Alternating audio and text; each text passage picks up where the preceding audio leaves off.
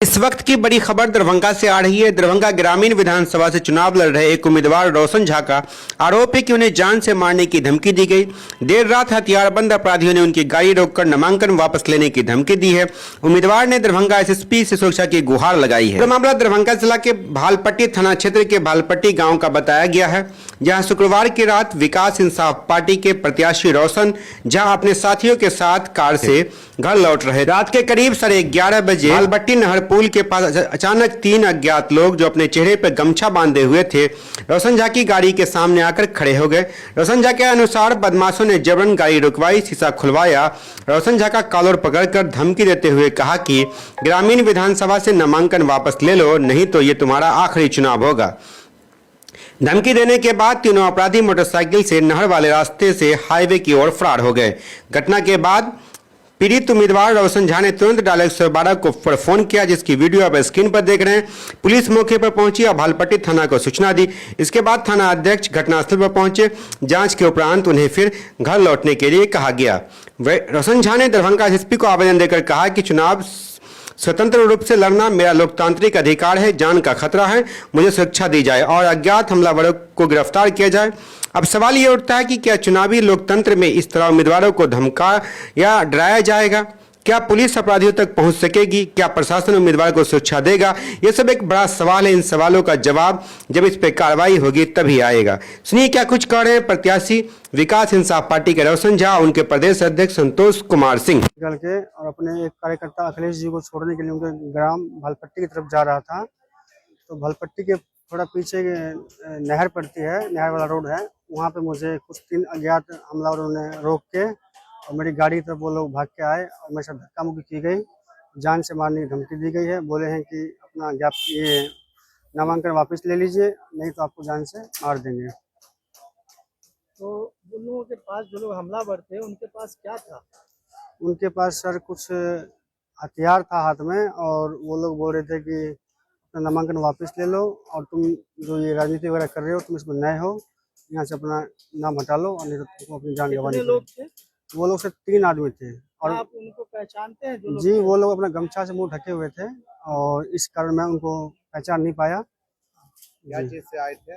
वो लोग सब तीनों लड़के बाइक पे थे और बाइक उनकी मेरे को लगता है 100 मीटर डिस्टेंस पे नहर वाले रोड में आके खड़ी थी। जब वो लोग भागे दोनों, तो तीसरा बंदा बाइक स्टार्ट करके रेडी था, वो लोग बैठे और तुरंत वो लोग निकल गए। ये बताइए कि जब ये घटना घटी तो आपने क्या किया पुलिस को? मैंने 112 पे उसके बाद तुरंत सूचित किया उनको और 112 तुरंत मौके पहुंची और मेरा उन्होंने बयान वगैरह लिया है भालपट्टी थाना में। वहाँ पे बड़ा बाबू तुरंत मौके पहुंचे थे, 112 पे बयान वगैरह लिया है और बोले हैं कि आप मॉर्निंग में आइए, अपना एप्लीकेशन दीजिए, उस पर कार्रवाई की जाएगी। यहाँ आप आए थे? और अभी हम दरभंगा यहाँ एसडी ऑफिस आए हैं। एसडी ऑफिस से हमको बोला गया कि आप एसपी ऑफिस में ज्ञापन दीजिए और अपने नज़दीकी थाना जो है भालपट्टी, वहाँ ज्ञापन दीजिए, उसके बाद कार्रवाई होगी। घटना के बाद आप अपने आप को कैसा महसूस? जी, मैं बड़ा असुरक्षित महसूस कर रहा हूँ क्योंकि मैं एक छोटे से फैमिली चाहता हूँ और मैंने ये बड़ी हिम्मत दिखाते हुए इस फील्ड में उतरा हूँ और कुछ यहाँ के लिए अपना अच्छा करना चाहता हूँ, जिससे कुछ लोगों को शायद मुझे लग रहा है जलन फील हो रही है। जो कुछ लोग ऐसे हैं जो मुझे रोकना चाह रहे हैं, लेकिन मैं रुकूंगा नहीं, मैं ऐसे ही आगे बढ़ता रहूंगा और अपने विधानसभा के लिए कार्य करता रहूंगा। क्या लग रहा है लोग आपको रोकना चाह रहे हैं? यदि नहीं रुकेंगे तो आगे भी हमला हो सकता है? जी, हो सकता है, बिल्कुल हमला हो सकता है, ऐसी बात नहीं है। इसलिए सुरक्षा के लिए हम लोग यहाँ पर मांग करने के लिए आए हैं। एसडी ऑफिस से हमको बोला गया आप एसपी ऑफिस जाइए और अपने नज़दीकी थाना जो जहाँ कल घटना हुई है वहाँ पर जाके ज्ञापन दीजिए, उस पर कार्रवाई होगी। आप लोग जब आ रहे थे भालपट्टी की ओर, कितने लोग थे गाड़ी में आपके? हम लोग 4 आदमी थे। मेरा ड्राइवर था, मेरे अखिलेश भाई थे और सुमित भाई थे और ड्राइवर दानी झा था।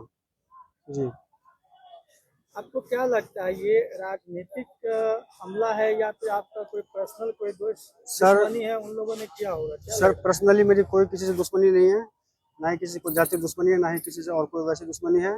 अब राजनीति में है लेकिन मुझे पता नहीं कौन लोग हैं, लेकिन हमला तो मेरे ऊपर हुआ है। हमला तो मेरे ऊपर हुआ है।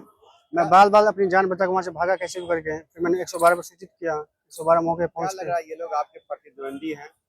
सर अब ये तो कहना मुश्किल है कौन है नहीं है, लेकिन अब कोई तो है, इसके ऊपर जांच की जाए, उसके बाद ही कुछ से पता चलेगा।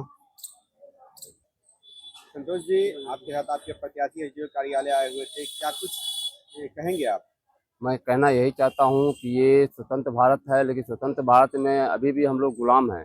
जबकि चुनाव लड़ने का सबका अधिकार है, लेकिन हमारे प्रतिनिधि जो उम्मीदवार है भाई रोशन जी, ये गरीब परिवार से आते हैं और ये उन्होंने अपनी दमखम दिखा करके नॉमिनेशन किए। इसका नतीजा राजनीति के तहत हमारे कैंडिडेट पे हमला किया गया है। ये बहुत ही दुखद और दंडनीय है, जो नहीं होनी चाहिए था। जुटबंदी नहीं होनी चाहिए था। इलेक्शन प्रेम और भाईचारा की चीज़ है, क्योंकि हम जब भी रहते हैं भाईचारा एक साथ मिलकर रहते हैं, लेकिन ये दुबंदी दिखाना अच्छी चीज़ नहीं है। तो हम आश्वासन, आपको ये कौन किया होगा ये हमला और क्यों किया होगा? ये हमला वही कर सकता है जो सत्ता में होगा, दूसरा कौन कर सकता है?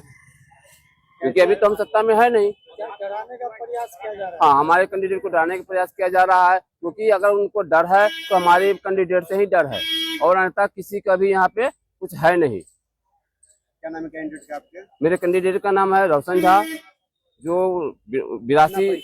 मैं डॉक्टर संतोष कुमार सिंह, विकास इंसाफ पार्टी के प्रदेश अध्यक्ष और राष्ट्रीय उपाध्यक्ष, और मैं एक एनजीओ भी चलाता हूं जो संतोष रंजन डिजिटल आई केयर फाउंडेशन है।